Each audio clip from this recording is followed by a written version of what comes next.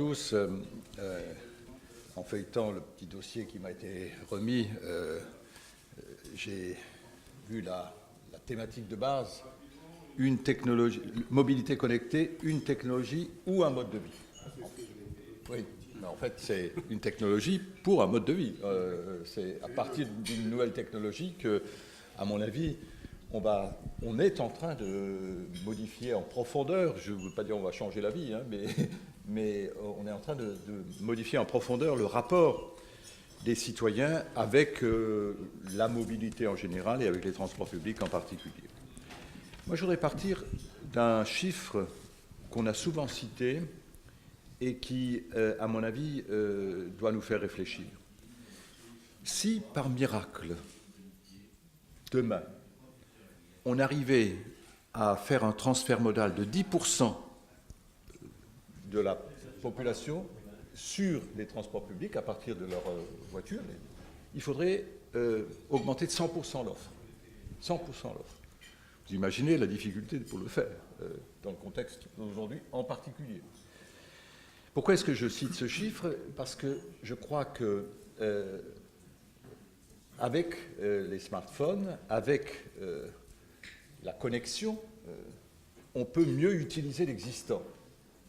Alors, ça ne veut pas dire qu'il ne faut pas augmenter, hein, bien sûr, mais il est impensable qu'on augmente de 100% dans un avenir prévisible.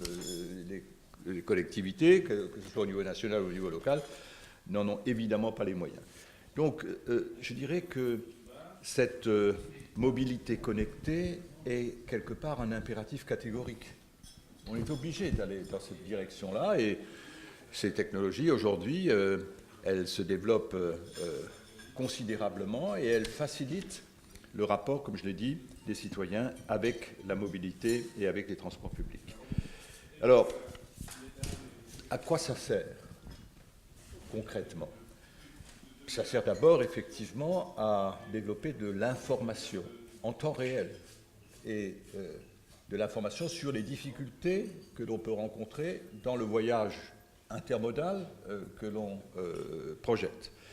C'est ce qu'on a fait à Strasbourg en lançant, il y a maintenant déjà 2 ans et demi, StrasPlus, un service d'information sur téléphone mobile qui concerne aussi bien l'état de la circulation, les chantiers, le stationnement, le transport public. Donc l'information est évidemment essentielle, notamment pour ceux qui ne sont pas habitués à un réseau, à l'utilisation d'un réseau. Ceux qui entrent dans le réseau, les nouveaux entrants, si je puis dire, ou ceux qui viennent d'ailleurs et qui découvrent un réseau qu'ils ne connaissent pas. Donc je crois que cette information, c'est très important et on a une utilisation large aujourd'hui, au bout de 2 ans et demi, de StrasPlus. Depuis hier, on a mis en place un autre dispositif qu'on appelle YouGo. C'est pas Hugo, c'est YouGo. Une application NFC qui permet alors cette fois l'achat et la validation de titres sur téléphone portable. Ça passe toujours mieux NFC. En anglais ou pas? Pardon? Ça passe toujours mieux en anglais ou... Oui. Je crois que pour les systèmes connectés, c'est malheureusement, on va dire, c'est du franc-anglais, mais c'est quand même plutôt de l'anglais.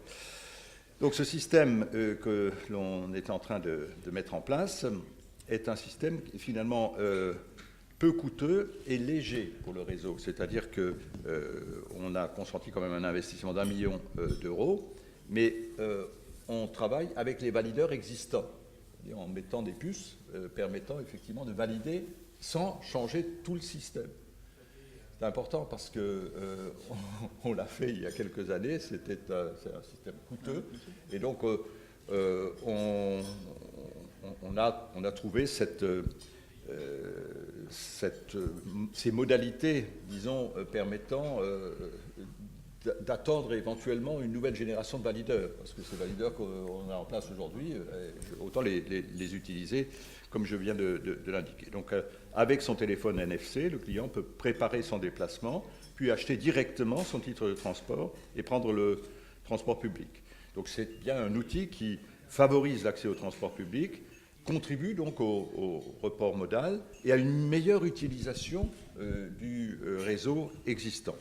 Il facilite l'accès au transport public et offre donc davantage de liberté, de facilité aux clients. Ils ne sont plus obligés d'aller en librairie pour acheter des livres, au théâtre pour acheter des places, ou au supermarché pour faire leurs courses. Eh bien, c'est le même système pour le transport public. Nos clients ont donc la liberté de commander leur titre de transport où ils veulent, quand ils veulent. C'est juste une manière de s'adapter à l'évolution des modes de consommation. Les distributeurs de la grande consommation le font, les opérateurs de mobilité commencent à le faire aujourd'hui, à Strasbourg comme ailleurs. C'est donc aussi l'image de notre secteur, qui parfois est un peu archaïque, pardon. En pleine modernisation. Oui, en pleine modernisation, mais c'est une étape supplémentaire dans cette modernisation. Donc je crois qu'il y a beaucoup à faire, et pas seulement en expérimentation, parce que les expérimentations, on les a faites. Aujourd'hui, c'est la transformation des réseaux pour qu'ils soient connectés et adaptés à ces nouvelles technologies. Voilà ce que je voulais dire en guise d'introduction. Merci. Jean-François Janin, quelle est la vision de l'État? Et en deux mots, parce que c'est une problématique que vous affrontez au quotidien. Et d'ailleurs, puisque votre mission concerne les transports intelligents, est-ce qu'il y a une différence entre connexion et intelligence?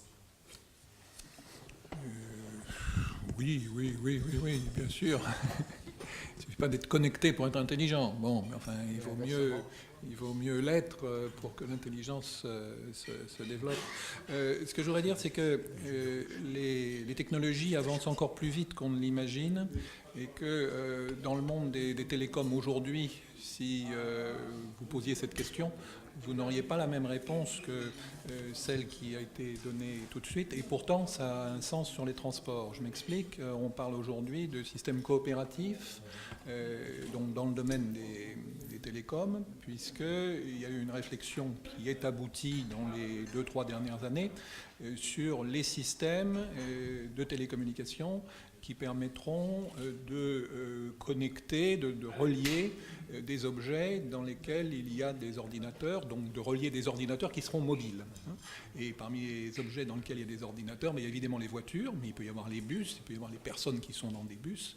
Et l'idée est que tous ces objets-là ont vocation à se parler ensemble, et non pas seulement à se parler par l'intermédiaire de leur propriétaire qui dit « Allô, je te connais, voici où je suis », etc. Les objets savent où ils sont, les objets peuvent envoyer des messages et les objets peuvent recevoir et dialoguer entre eux. Alors ça, pour les voitures, il y a une réflexion spécifique, ce qui fait que les voitures, bon, de certaine manière, elles étaient en avance, mais maintenant, elles vont pouvoir être peut-être un petit peu dépassées par ce qu'on est capable de faire sur des transports publics, puisqu'ils sont beaucoup développés, les transports publics. Donc maintenant, c'est la voiture qui essaye de reprendre un petit peu de l'avance. Et on a imaginé une fréquence qui est celle d'un espèce de grand Wi-Fi, qui est disponible aujourd'hui avec des capacités de communication sur l'ordre du kilomètre, qui donc permettront d'avoir des balises le long des routes, par exemple, disons en ville, sur les carrefours, puisque ça donne à peu près la dimension de ce qui est carrefour à feu. Carrefour à feu pourrait être un lieu où il y a une balise et où les véhicules peuvent recevoir de l'information, peuvent en donner et peuvent même communiquer à d'autres. Alors ce qui est intéressant, c'est que les véhicules eux-mêmes peuvent se communiquer entre eux. Donc une voiture qui en rencontre une autre peut dire est-ce que ton application est bien, a bien reçu les derniers messages que moi j'ai reçus il y a une minute par exemple en étant à côté d'un feu rouge. Moi j'ai quelque chose que je sais que je vais te dire et à ce moment-là je te le dis. Et de cette manière, au bout de quelques minutes, finalement un ensemble de mobiles peut avoir une information de même niveau sur ce qui se passe dans la ville, sur les infrastructures, sur les événements, sur des accidents qui se sont passés qui pourraient avoir un sens par rapport à leur mouvement. C'est un réseau social automobile, quoi, finalement. C'est un petit peu ça, mais automatique. C'est-à-dire qu'effectivement, il faut que quelque part, il y ait eu un pilotage, parce que c'est automatique, mais ça veut dire qu'il y a aussi quelqu'un qui a lancé des choses dans le système pour éviter que ça ne devienne absolument n'importe quoi. Et donc c'est une nouveauté au sens où je dirais, les objets peuvent travailler entre eux, et ça c'est quelque chose qui est complètement nouveau par rapport à ce que l'on connaît, puisque même un téléphone ne dialogue pas spontanément avec un autre téléphone. Enfin, on peut le faire un peu en peer-to-peer, on peut le faire un peu en Bluetooth, mais finalement c'est quand même pas ça l'usage majeur, tandis que là l'usage serait effectivement d'avoir des véhicules qui sont connectés, mais les bus aussi peuvent dialoguer avec les feux rouges pour demander la priorité, et puis les véhicules d'urgence peuvent dire aux autres attention, je suis là, laissez-moi la place, etc. Ça, c'est la première idée de coopération. Il y a une autre idée de coopération, c'est que ça ne prend pas la place des systèmes existants. C'est-à-dire que les véhicules ont déjà des applications qui sont connectées par 3G, 4G, etc. Et donc là, il n'y a pas d'opposition. Au contraire, il est bien prévu dans les protocoles que lorsque le système connecté, enfin le système coopératif ne fonctionne pas ou fonctionne mal à certains endroits, on repasse par les 3G, 4G si ça existe, et puis on utilise les différents réseaux disponibles en fonction du coût, de la disponibilité, selon des règles qui peuvent être utilisables qui peuvent être déterminées par les utilisateurs eux-mêmes.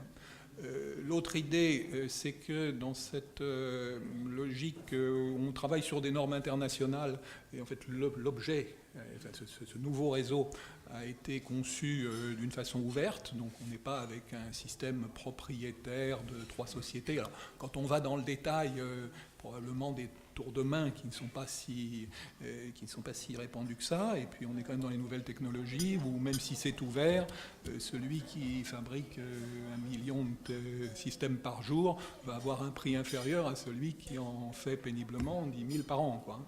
Bon, mais on a quand même la possibilité d'intégrer avec d'autres choses. Et l'autre innovation qui vient en même temps, mais qui finalement ne prend un sens que maintenant, c'est le fait que la voiture elle-même devient ouverte, c'est-à-dire que les 30 ou 40 microprocesseurs qui sont dans une voiture, qui représentent 1 million de lignes de code à peu près, ces objets-là qui ont déjà un système entre eux de communication, bus CAN qu'on appelle, Control Area Network, donc un système contrôlé. Ce système est ouvert maintenant. Enfin, il était déjà ouvert, mais il va pouvoir l'être plus, et il va pouvoir communiquer avec un autre système dans une autre voiture ou avec l'infrastructure. Donc, il peut recevoir des informations du style aujourd'hui, à cet endroit-là, on est dans une zone où il y a de la pollution, par exemple, donc le véhicule est prié de se mettre dans un mode de fonctionnement qui correspondrait à la pollution en termes de vitesse limite, en termes peut-être d'injection dans le moteur, enfin, choses à déterminer, mais qui sont effectivement imaginables. Et inversement, le véhicule pourrait dire, sur requête de l'infrastructure, la vitesse à laquelle il roule, la vitesse à laquelle il a roulé dans les 15 minutes précédentes, par exemple, pour avoir une idée du fonctionnement du réseau et donc faire des prévisions et lui renvoyer des informations. Donc vous avez quelque chose là qui s'ouvre d'une façon assez large. La seule difficulté, entre guillemets, c'est que personne ne sait véritablement comment ça marche. On n'a pas d'expérience sur ces sujets-là, mais il commence à y avoir des démonstrations. Une démonstration aux États-Unis il y a quelques semaines maintenant. On a pu envoyer une personne du ministère, une petite équipe qui a pu y participer.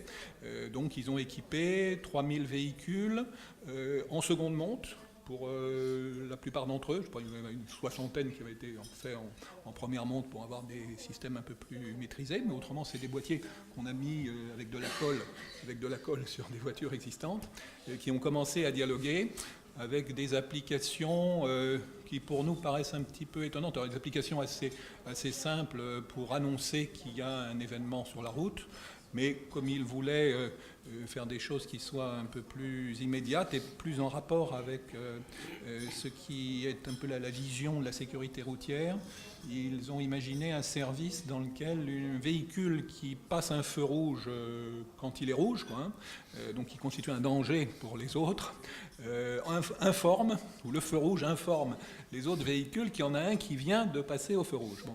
Alors c'est quand même dans une logique qui n'est pas tout à fait la nôtre, dans laquelle on pense encore en France que quand il y a un feu rouge, les voitures vont s'arrêter, et donc quand on est vert, on peut continuer sans trop ralentir. Bon. Aux États-Unis, la notion de feu rouge, feu vert n'est pas gérée tout à fait de la même manière. Le contrôle automatique ne serait pas le même. Le code de la route n'est pas tout à fait le même en définitive.